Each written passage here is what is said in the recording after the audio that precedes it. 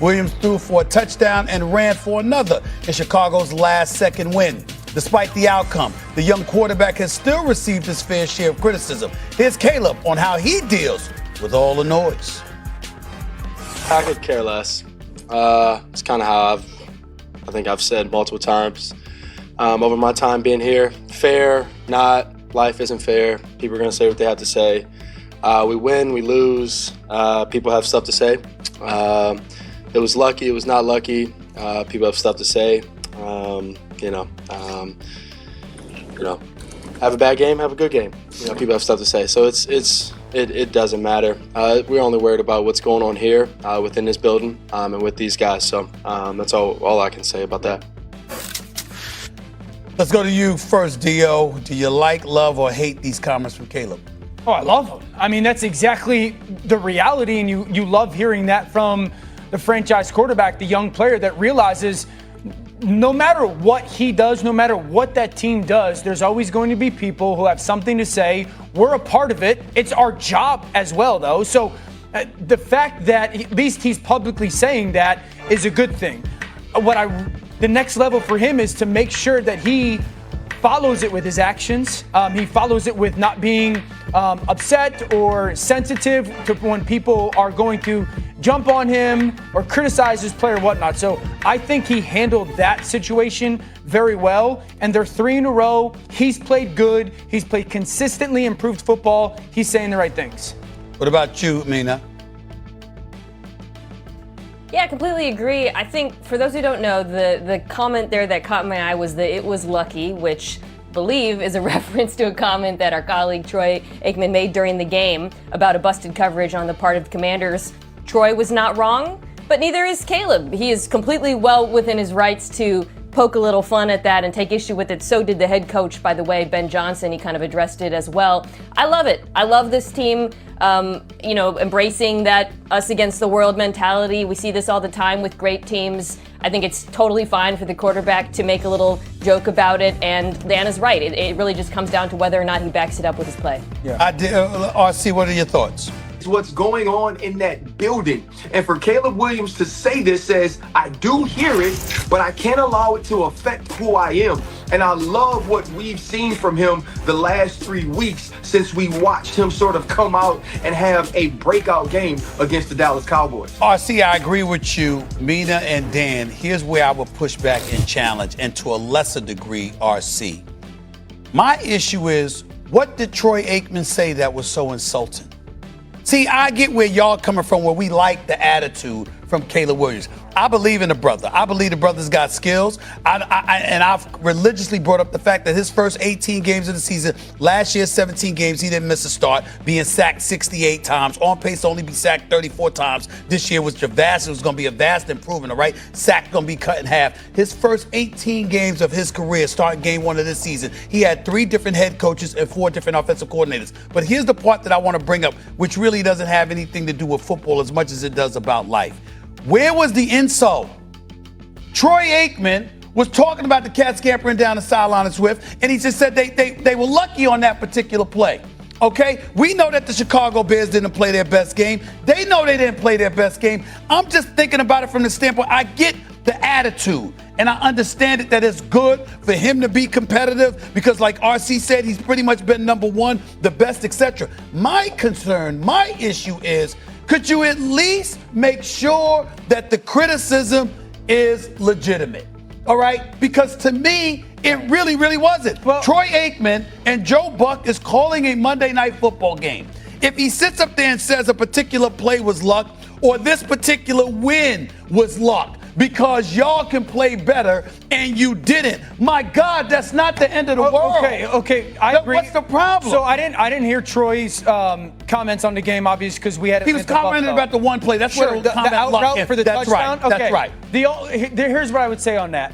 Troy is, first of all, one of the greatest of all time and one of the best in the industry. So there is a reality where, yes, as a quarterback, like you caught a break that they missed the stack on the coverage. Also, you made the play. Like, you made the right thing. I remember last week, Baker Mayfield having a blown coverage by the defense that they were playing against, I forget who they played against, and him hitting that long touchdown.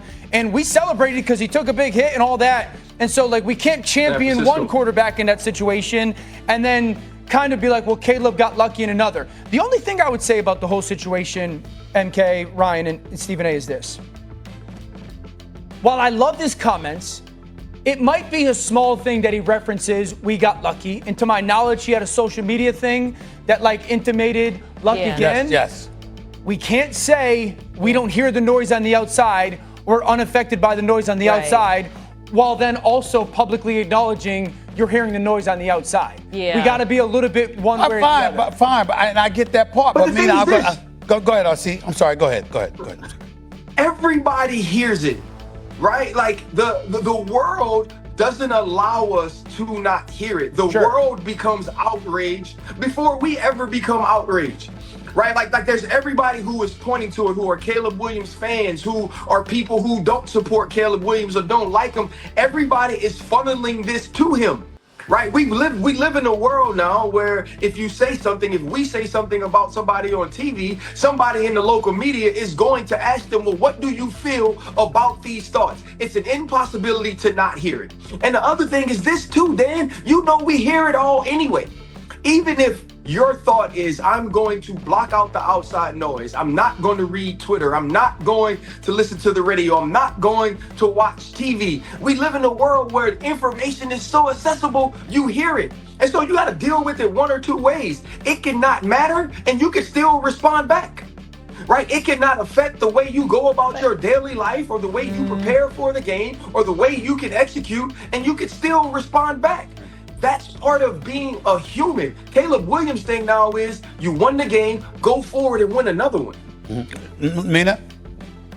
I just want to say, it's not binary though, right? Because, yeah, he can respond, but there are different ways to respond. I'm glad we showed the video of him talking, because if you watch the video, he's not mad, guys. That didn't come across as like a really defensive comment in response to Troy. His social post was a joke. I saw it. He was just like having fun with it. And I think we got to actually be specific about when he's responding to the criticism, the way in which he's responding to it. To me, this did not seem defensive. It seemed like him having fun with it. Stephen A, I agree with you. I don't think anything Troy said was incorrect, but I also don't think Caleb was over the top with his response. So let's actually address not just what he said, but the way in which he said it. I don't think he was over the top either, and I certainly didn't mean to imply that. I'm just simply saying that as we talk about these subjects, and when everybody act like there's something to be insulted about, I'm like, wait a minute, can we at least make sure there's something to be insulted about? Yeah. What was actually said? Right. Yeah. What actually provoked a response? It's What fine. is the big deal? Listen, if we come on First Take the next morning, right, watching the game on TV last night, and we're having a damn 15-minute segment about the issue, I can understand that. Troy Aikman and Joe Buck get to call the damn game, like literally live while it's happening, and they're dissecting what's transpiring in real time. And so if you see something and you say, wow, that was lucky, wait a minute. That's something, that's a headline? Right. That makes news. So I'm calling a game, and I'm not talking about Caleb Williams here directly. I'm just simply saying that's really an issue? That you're calling a game and say, wow, they looked up there. That's not an issue is all I'm trying to say. It's not an issue. No, I agree. Because that's part of football. Part of football is luck. You go back to the play that changed the trajectory of each of these teams' season, the Commanders and the Chicago Bears last year. Part of it is luck, and the other part is execution. Right? You have to call the play. You have to hope that you get man coverage. The rub route has to happen the right way, and DeAndre Swift has to run through Quan Martin's tackle. That's not luck. That's execution. But it is also lucky to have it happen in that way. Troy Aikman is a Hall of Famer. What happens is, too, though, and Dan knows this,